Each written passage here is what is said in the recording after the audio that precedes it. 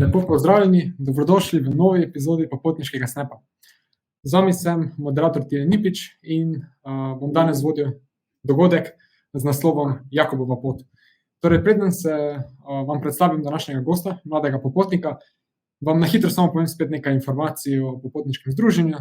Torej, popotniško združenje, nevladna mladinska organizacija, ki povezuje mladinske hostele po Sloveniji in deluje na področju tako trajnostnega kot mladinskega turizma. Je organizacija, ki organizira to oddajo v partnerstvu s organizacijo MKC Maribor.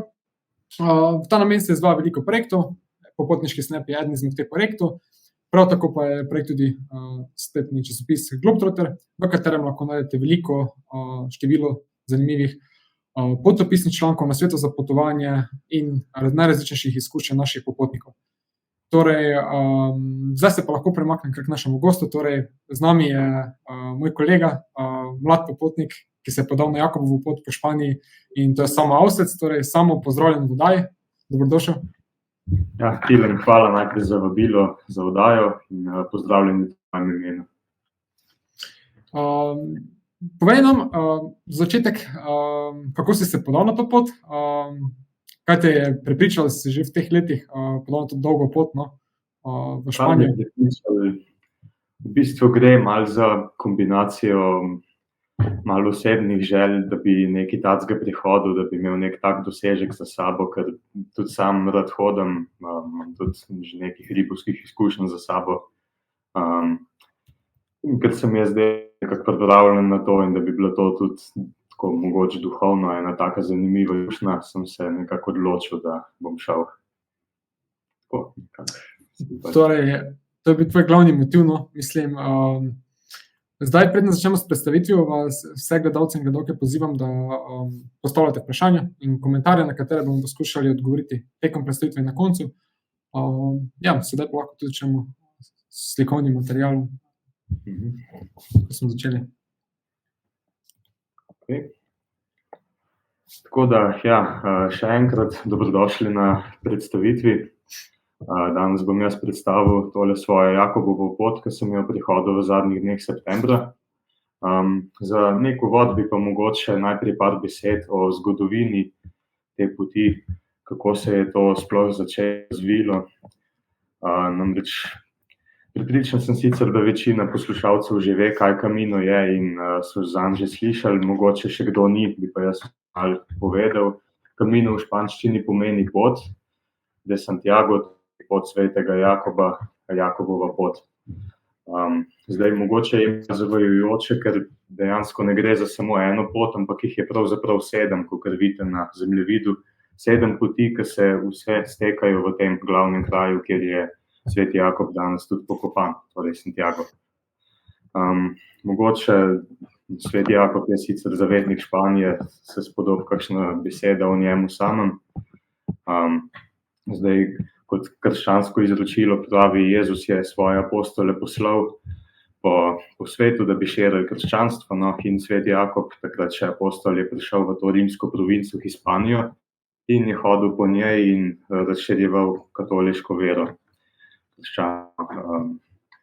Ampak, kot vemo, Rimljani so bili v tistem času še predvsem poganski, niso tolerirali katoliške vere in Jakob je končal tako, da so ga leta 1944 usmrtili v Jeruzalemu.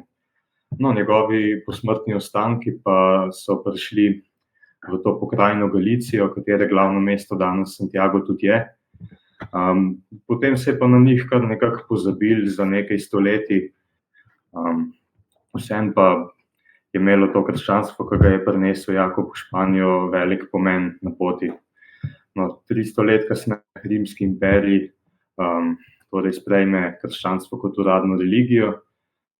V 8. stoletju pa, kot vemo, Španijo napadajo umajadi iz Severne Afrike in potisnejo te krščanske prebivalce bolj na sever, v te regije, danes Galicija, Asturija, v okolico Ovieda in v tega kraja bolj, kjer se razvije v 8. stoletju Astursko kraljestvo.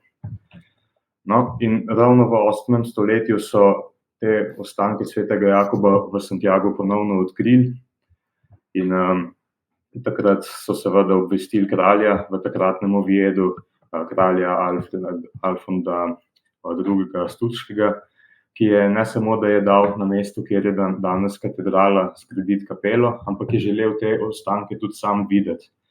In tako je v 9. stoletju on postal prvi romar, ki je nekako kot prvi, ki je šel iz Oviedo Romov v Santiago po teh starih trgovskih poteh. No, in se tudi danes ta kralj še šteje kot prvega romarja. Sledili so mu potem tudi ostali, najprej predvsem iz te regije, okoli kraja Oviedo, Asturije, potem tudi iz drugih krajev po Španiji.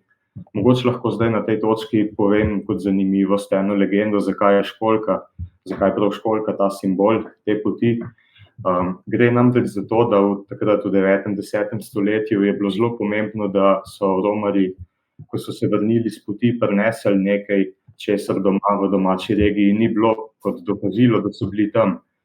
In prav tehle školjke pokrovače, ki so še danes zelo pogoste ob galicijski obali, je bila ena taka stvar, katerih pokrove so lahko naberali in jih potem nosili domov kot neke vrste dokazilo, kot današnji žigi in certifikati, je pa takrat to pomenila školjka. No, in to se je prijelo in še danes je školjka tudi simbol te poti in tudi na vseh markerjih je tudi prav s takole označbo ali pa včasih s kakšno drugačno označeno, kam pot tudi vodi.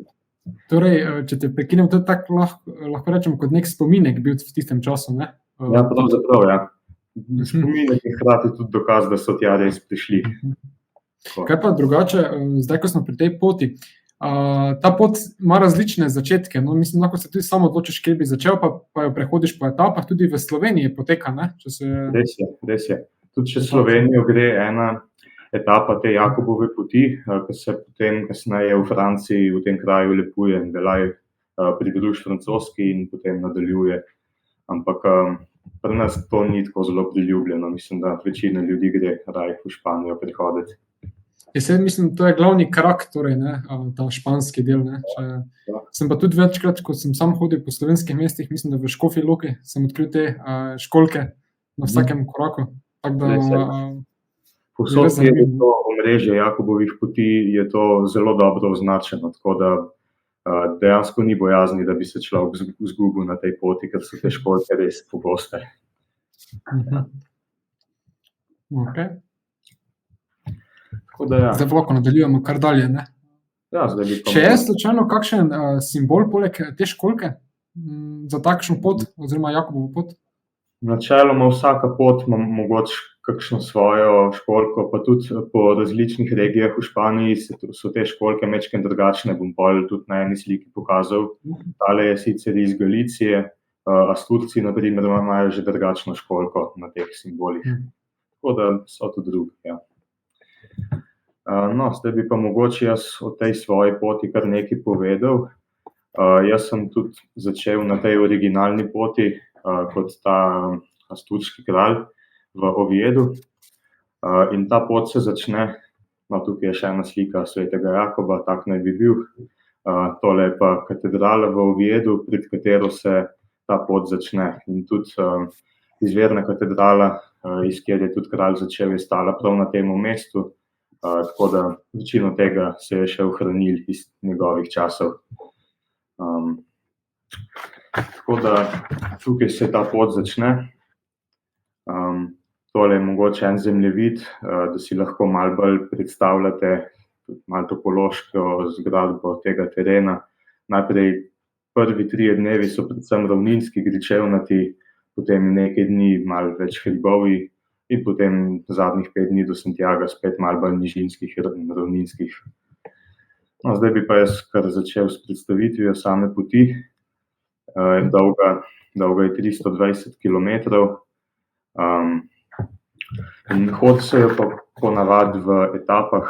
Etapa je tako dolga, ne vem, vsak si sam izbere, koliko bo prehodil v enem dnevu, ampak večina ljudi mislim, da gre nekako na 20 do mogoče 30 kilometrov v enem dnevu. Potem se pa prespi v takih preprostih prenočiščih, ki se jim reče albergi, ki so tudi narejeni zelo poceni, prav zato, da gostijo popotnike. No, tole sta 2 sliki iz prvega dneva. Po pokrajina v tej regiji je pravzaprav zelo podobna slovenski, no, gre za precej hribovito, gričevnato regijo, pašniki, travniki, reke, kot neka Slovenija, pravzaprav. No, to je en tak zanimiv most. Če te lahko tukaj prekinem, ko si omenil prenočišča, sem jaz tudi zasledil informacijo, da so to prav prenočišča za te romarje, oziroma da če pokažeš to beležko, kjer zbiraš žige, da dobiš tudi ugodnejšo nastanitev, oziroma da nekateri prav romarje gostijo z namenom samo romarje, ne turistov. Je to res? Ja, res je, to je res, ja. Ampak je pa to, te nalepke, v bistvu se zbira žige v knjižico, ne, so v bistvu njim dokaz, da nisi nek naključen pohodnik, ki se je tam znajdel, ampak da si prav romar, ki ima nek namen. Tako mi je eden lastnik tega alberga razlagal. In da veliko teh javnih albergov ima tak sistem, ja. Kakšni privatni, na primer, njim je pa malo bolj vseeno, oni pa sprejmejo vsakega. Ja, mogoče sem se narobe izrazil, mislim, turist je vsak, ki prespi na kraju, ampak to je pač romar je pač poseben turist, ne. To je turist, ki pač je prišel na Romanje, ni prišel si ogledati teh krajev, ampak je pač na to dolgo pot, no, Ja, tukaj se smatra, da je nekako prvi namen ali romanje, ali pa marsikdo gre tudi s kakšnimi drugimi nameni, ne. Ampak, kakor sem se pogovarjal z ljudmi, veliko jih ima kakšno spiritualno izkušnjo za sabo in iščejo v tej poti neke vrste globlji pomen. Tako da se mi zdi, da je tehle več, vsaj na tej poti. Vsak s svojim ciljem, oziroma vsak dobi svoje doživetje. To je težko tudi opisati, no. Samo lahko približamo komu to. No. To se najbolj vidi tako, da dejansko greš na to pot in da se pogovarjaš z ljudmi, ki jih spoznaš. So zelo zanimive zgodbe.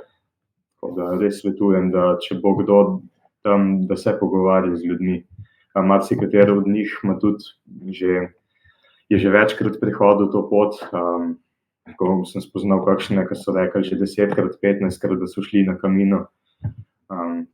Tako da ja, je nekaj več na tem. Ja, res je, tudi enkrat, vsakič je drugačno doživetje, ne? Nikoli ni enako, ko se vrneš. Čudovite slike vidim, lahko gremo tudi zdaj naprej še, do naslednjih. No, takole, na tej sliki desni sem želel prikazati, tole je v bistvu ta asturski simbol za Camino, drugačen kot galicijski, to je prav neke vrste tradicija, če sem prav razumel, da ima vsaka španska regija to majčkeno po svoje narejeno. No, tukaj na levi sliki se vidi, to je neka običajna zaspana vasica, takih je na poti res ogromno. Tudi eden od velikih problemov, ki jih ima ta del Španije, je to, da se ljudje izseljujejo in to se tudi zelo pozna ko hodiš po poti in si ogleduješ, spoznavaš, kako ljudje živijo. Se vidi, da je to velik problem tam, sploh na podeželju, ja. To je s takšnim trebuhom, s trebuhom za kruhom, ne, v mesta verjetno migrirajo najmladi še posebej.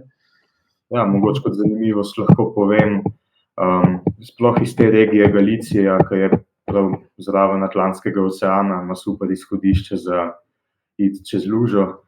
Je toliko ljudi odšlo na jug Argentine, da je na jugu Argentine še danes izraz za Španca galego namesto Espanjola. Ja, po tej regiji. Zanimiva informacija. Ja, mogoče kot zanimivost. Ogromno ljudi se je selilo, ja. Kaj pa, ko si se sprehajal skozi ta majhna mesteca vasi, mogoče, če si naletel na kakšen pogled, kakšnega starejšega prebivalca, so vas tako z lepimi pogledi pričakali, mogoče metali cvetje? Mislim, dobrodošli ste bili, ne?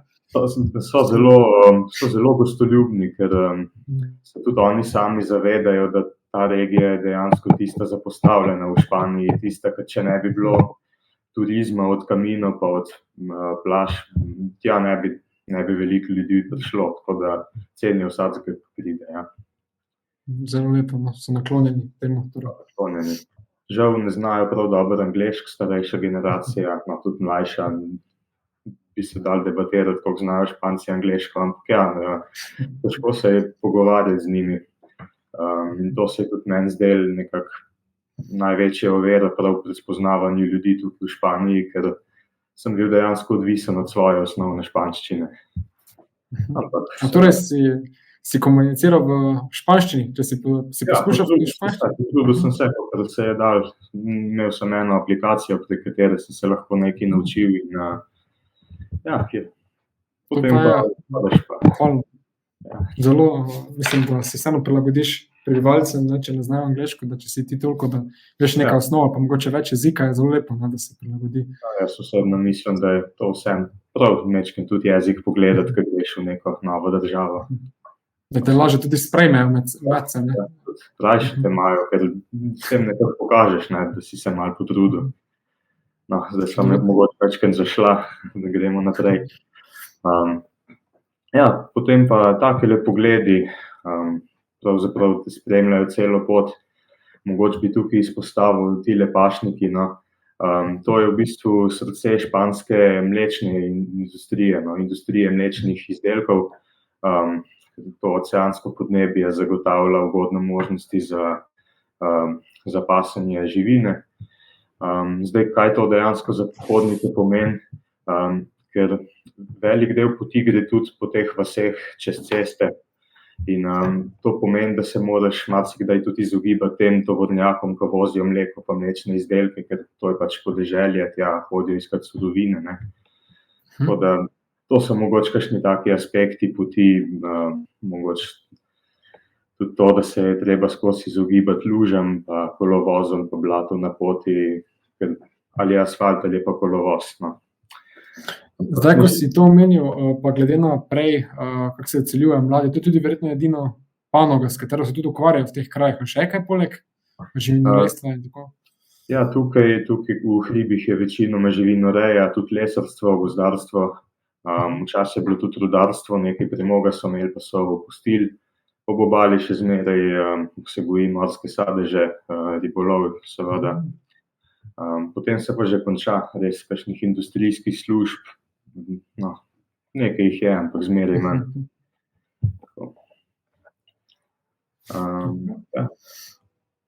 Mogoče še en prizor, ena zaspana vasica na poti, reče se Itinov. Zdaj, v tej četrti etapi, tole mislim, da bilo četrti dan, pride pot v precej bolj hribovito pokrajino, ti griči in pašniki se nekako umaknejo, zamenjajo jih malo višji hribi. In potem tole izgleda nekako tako, no. Tudi koruzna polja, tudi gozdovi povsod. Tukajle je pa del poti, kjer se pot dejansko razcepi na dva dela. Ena pot gre čez gore, katero sem prehodil tudi jaz, ki je malenkost krajša, druga pot je pa malo daljša, je pa okoli hribov, je pa tudi nekoliko lažja, no. In zdaj mogoče bi izpostavil na takih poteh, ki grejo čez hribe, je zelo pomembno, tudi če je poletje, da se ima kakšna oblačila, kakšno opremo tudi za deževno vreme, ker v hribih se vreme v Španiji še hitreje spreminja kot pri nas, ne, gre za oceansko podnebje. In tudi mene je tiste dni, kar je neparkrat takole, sem bil mogoče malo slabo pripravljen, ampak tako, če kdo razmišlja, ena dobra. Kaj pa drugače na teh hribih, če se spomniš mogoče, katera pa je najvišja točka nadmorske višine, na kateri si se nahajal na svoji poti? Ja, najvišja točka je okoli 1200 metrov. In potem pa v bistvu kar nekaj kilometrov prehodiš po enem grebenu, ki je približno toliko 1100 do 1200 metrov, tako da je kar cel dan hoje po takih hribih, ja. Pa kar nekaj vzponov, pa seveda spustov ni. Ja. To je ena glavnih značilnosti te poti. Večina ostalih je nekako bolj ravninskih, potekajo mogoče bolj ob morju ali pa po ravninah, tale originalna pot je pa zelo hribovita. Tako da tudi to je en razlog, da ni prav preveč priljubljena med romarji. Potrebno že biti skoraj športno pripravljen, no, za kaj tak je že malo bolj, kot se je predstavljeno na začetku, ne. Kljub temu, da je pot kratka, pa je vseeno treba imeti neke kondicije za prehoditi jo, ja. Koliko pa si imel približno na dan v takšnih hribih kilometrino, koliko si pustil prehoditi, recimo v tem dnevu, ko si bil v hribih? Zdaj, ta dan specifično sem naredil 30 km, to samo zato, ker je ta odsek malo daljši, prav zato, ker je greben dolg in ni nobenega zatočišča vmes, nobenega alberga, da bi lahko tam prespal, in to je v bistvu najdaljši del poti čez tele gore.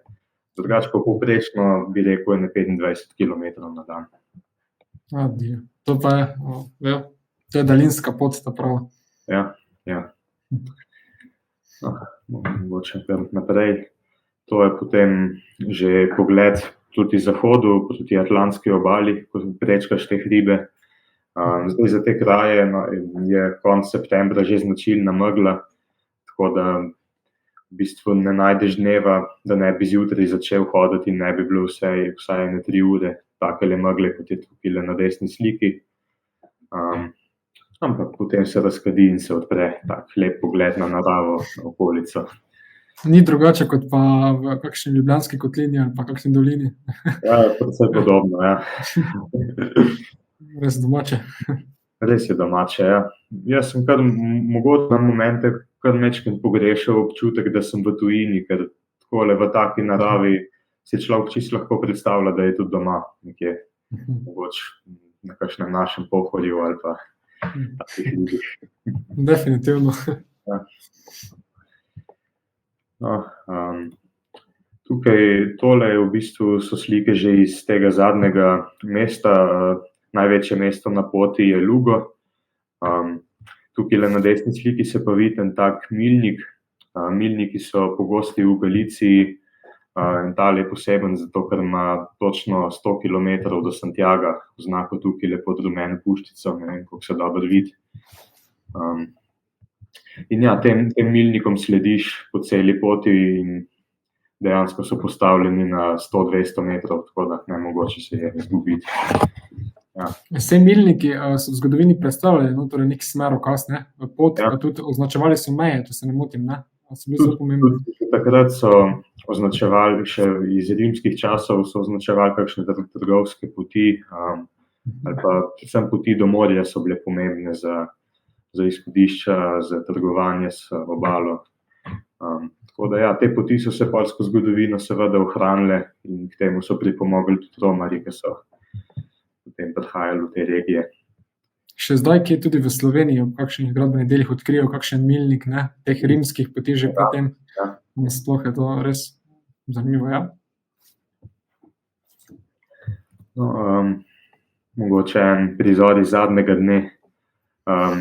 Jaz bi lahko tudi rekel, da sem imel na poti kar srečo z vremenom, no glih 2 dni sta bila taka, da sta bila mogoče malo bolj vetrovna, deževna. Druge dni, drugih 11 sem imel pa takole lepo sonce, zjutraj meglo, tako normalno, lepo vreme. Tako je bil zadnji dan. Tole je že ta Santiaška katedrala, mogoče nekaj v njej. Zgrajena je bila v 10. stoletju, na istem mestu, kjer je 200 let predtem tudi asturški kralj postavil kapelico kot znamenje svetemu Jakobu. No, potem pa vedno več romarjev je prihajalo na to pot in s tem tudi vedno več denarja, in tako so se potem tudi odločili, da zgradijo eno tako razkošno baziliko v čast svetemu Jakobu. No, in tudi večina romarjev si gre to tudi pogledati. Znotraj tukaj v kripti se vidijo ostanki svetega Jakoba, njegovi posmrtni ostanki. In to je tudi nekaj, kar si večina ljudi, ki tja pride, želi pogledati. Zdaj pa je tudi prišlo prvo vprašanje s strani publike, torej Ivano zanima, kako se počutiš sedaj, ko je ta pot za tabo? Kako se počutim sedaj? To je dobro vprašanje. No. Definitivno je to neka taka izkušnja, ki ti da malo drugačen pogled na življenje. Gre predvsem zaradi tega, ker si ves ta čas, ko hodiš, imaš v bistvu čas, da premišljuješ kakšne stvari, da ga preživiš sam s seboj. Tako da kako se počutim, mogoče malo malo bolj povezano s seboj, kot prej, če se to v redu sliši. Kakšni so pa bili občutki točno v tistem času, trenutku, ko si pristopil pred to katedralo, ko si se pot dejansko končala, lahko rečem, mogoče tako spiritualno začela? Tukaj ne morem glih reči, da sem bil prav posebej vzhičen. Sicer marsikdo je, za marsikomu ta prihod pred katedralo svetega Jakoba res pomeni en tak velik mejnik. Gre seveda za konec poti, ki si jo hodil, ne vem, 2 tedna, 3 tedne, lahko tudi več. Ampak jaz sem imel ta občutek približno 2 dneva ali pa en dan prej. Prav takrat, ko sem pa prišel v Santiago pred katedralo, pa pravzaprav nič posebenega. Sem se samo usedel na klopco in bil tam in opazoval in malo spočil. Tako da mislim, da vsak to marsikaj doživi. Pa pomislil, če bi še šel nazaj, ne? Se sprehodil še nazaj, do začetka. Ja, zanimivo bi bilo. Kaj pa drugače ta katedrala? Slika izgleda tudi tako velika, prav obsežna. Če bi lahko primerjal s katero zgradbo, mislim, kakšna je to velikost? Si predstavljamo, mogoče boljše tisti, ko še nismo bili tam.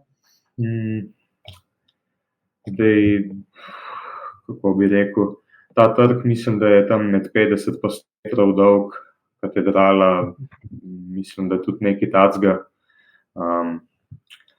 Pravih dimenzij pa glih ne bi vedel. Ampak za obhoditi je kar 5 do 10 minut, tako da, če to komu pomaga. Ja, je res ta tak impozantna stavba, no, taka veličastna. Za videti je pa res impresivna, ja. Ja, točno tako. Kaj pa glede turistov? Je veliko teh turistov, ko pridejo samo si Santiago pogledati tak masovni turizem, ali je večina teh romarjev?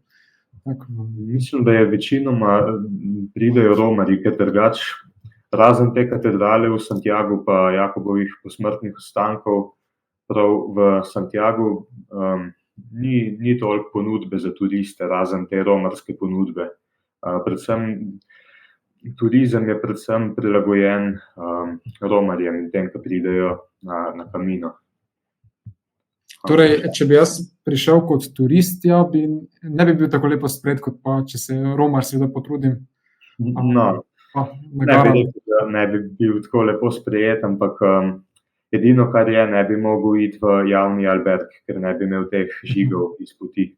To je pravzaprav edino, še zmeraj bi lahko šel privatnega.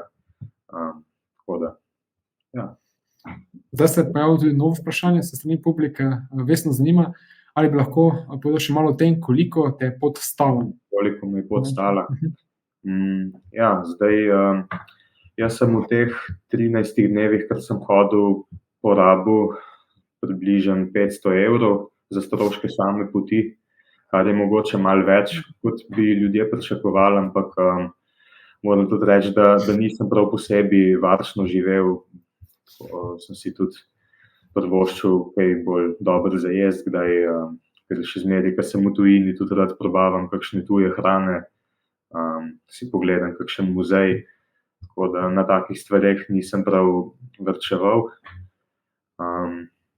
Drugače so pa cene, mogoče, če vas zanima, so precej podobne kakor v slovenskih trgovinah. No, tudi ob poti so supermarketi, tudi kakšne manjše trgovince in se da dobiti kar večino stvari, ki se da tudi pri nas dobiti za podobno primerljivo ceno. Prenočišča, javni albergi so malo cenejši od privatnih, stanejo približno 10 evrov, včasih malo manj, včasih malo več.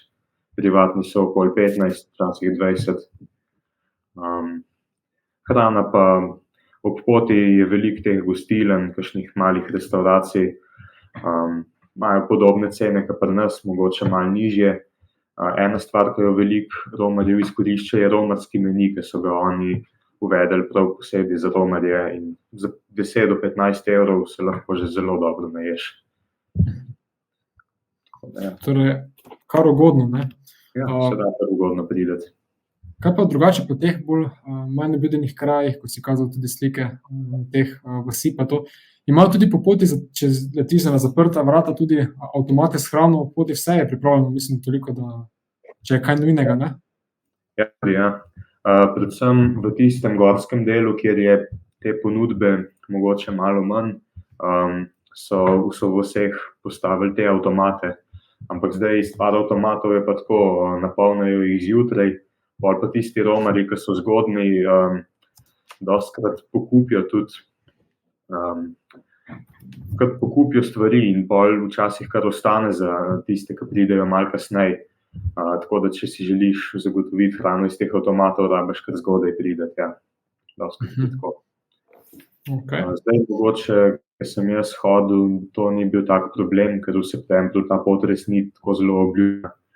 V kakšnih poletnih mesecih pa ja, je to pomembno. Kaj pa drugače, mogoče še o same poti po doživljanju? Si imel kjer takšne krizne trenutke, težke čase, ko si se malo dvomil mogoče odločitvi, da bi se obrnil ali kakorkoli? Je bilo kaj takšnega na poti? Ja, je bilo, predvsem v prvih dnevih. Predvsem v prvih dnevih sem bil včasih,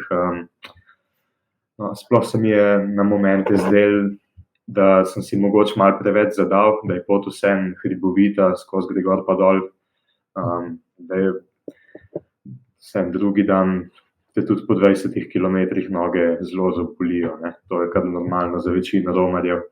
In takrat sem malo razmišljal, da če sem jaz mogoče imel malo prevelike oči za to pot, ampak na koncu se nekako spočiješ, greš naslednji dan spet, vztrajaš, naslednji dan spet in pol nekako kar prideš do konca. Ne. Torej si prav dokazal, da ni bil premalen, da ni bil preveliki zalogaj, ne? Je bilo mogoče ga doseči. Kaj pa drugače, žulji so bili vredno, ne? Ne, a veš, da niso bili. Ker imel sem Decathlonove pohodne nogavice, ki so to res dobro preprečile. Imel sem tudi ene uhojene Salomonove superge, tako da žulji pa res nisem imel problemov. Torej, ja, tudi to je obutev res ključnega pomena, na takšni kilometrini, res moraš imeti uhojeno, ne, dobro obuvalo. Zdaj, superge ravno niso primerne za tako pot, predvsem ne za hribovit del, mora biti res kakšen pohodni čevelj, gojzer mogoče tudi niti ni potreben, ampak en močan pohodni čevelj pa mora biti, ja. Definitivno. Pa seveda, tako si povedal, večplastno oblečen, ne, kot čebula, pripravljeno. Kot čebula, ja. Zdaj se tudi pravilo spet eno vprašanje, če ga bomo dobili pravi čas, ga bom še prebral, drugače pa tebi vmes. Evo ga, Valerij zanima. Valerija, ja, prav imate, je bil Camino Primitivo. No, torej si kar odgovoril. Jaz bi še te vprašal zdaj glede te poti, to je verjetno ena najbolj znanih teh romarskih poti, ne, na svetu, nasploh, ne samo v Evropi. Je pa ena izmed mnogih, ne, ni edino, še več takšnih poti, če poznaš kakšno. Ja. Teh poti je kar nekaj sicer, ampak...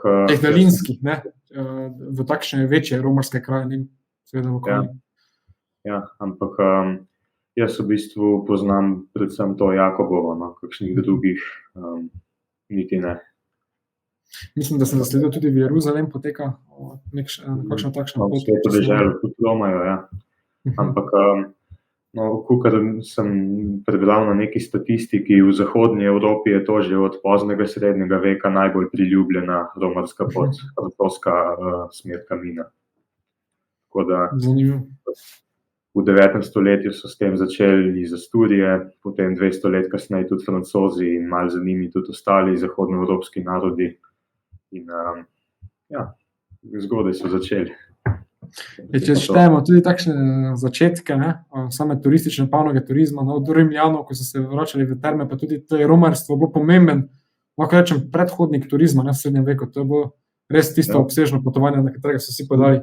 Takrat je bilo pravzaprav romanje pa gorske poti pravzaprav edini res tak dober razlog, da so ljudje hodili nekam potovati. Takrat ni bilo turizma, kot ga mogoče danes poznamo, no. Mogoče je bil kakšen aspekt tudi rimski, še pa to, ampak drugače pa ja, večinoma romanja pa trgovanje.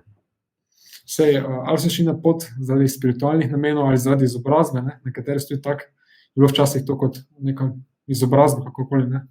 Praktično, koliko ljudi je šlo. Res ima veliko noto, lahko rečemo, Jakobova pot. Zdaj pa tako v okviru zaključka, če še lahko bi, ne vem, svetoval vsem mladim popotnikom, ki bi se radi podali na Jakobovo pot, kakšne nasvete, Kaj bi še tak za zaključek, da jih motiviraš, mogoče malo pripraviš? Zaključek. Mogoče bi jim svetoval, kot sem na začetku rekel, poti je 7, zdaj zelo različno so vsi, tako po dolžini kot po težavnosti.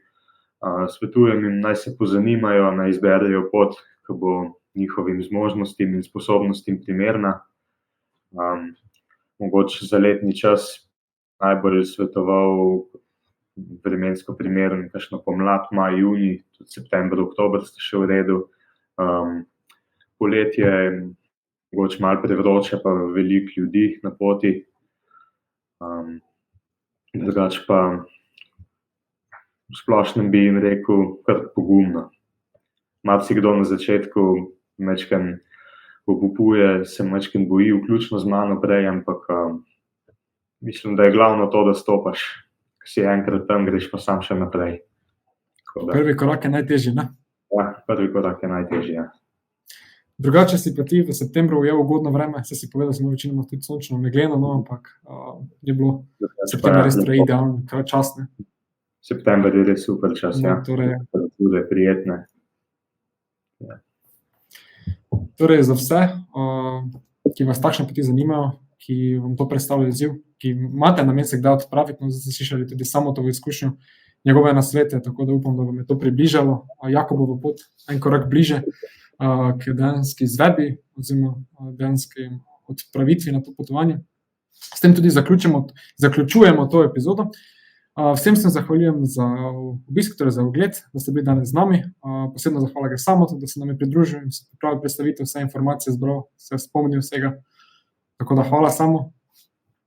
Hvala tudi tebi, Tilen, in tudi vsem poslušalcem, ki ste prišli na predstavitev. Ta oddaja bo tudi kot posnetek objavljena na YouTube kanalu Popotniškega združenja nekaj dni kasneje, prav tako bo pa v obliki podcasta na temu namenjenih aplikacijah, kjer bodo lahko tudi poslušali, torej audio te oddaje.